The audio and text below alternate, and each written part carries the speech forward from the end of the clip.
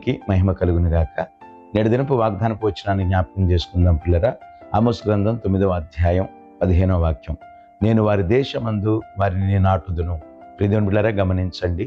దేవుని పిల్లలమైన మన వ్యక్తిగత జీవితాల్లో అనేక పర్యాయాలు చెదిరిపోయి తొట్టిల్లిపోయే పరిస్థితులు ఎదురవుతూ ఉంటాయి. నిజానికి ప్రియులారా, మన వ్యక్తిగత జీవితం అంతా కూడా పోరాటాలతో సమస్యలతో ఉన్నప్పుడు మనం ఎక్కడ స్థిరపరచబడతామో తెలియక వేదన పడుతున్న పరిస్థితులు మనకు కనబడుతుంటాయి.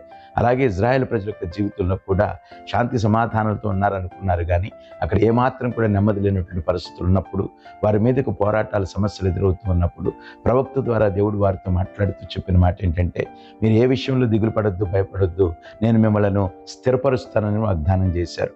అదే రీతిగా మన జీవితంలో కూడా ప్రియదేవులారా, ఎన్ని ప్రతికూలమైన పరిస్థితులు ఎదురైనప్పటికీ, పోరాటాలు ఎదురైనప్పటికీ, మన యొక్క కుటుంబాలలో, మన యొక్క వ్యక్తిగత జీవితాల్లో ఆయన మనల్ని స్థిరపరిచే దేవుడై ఉన్నారు.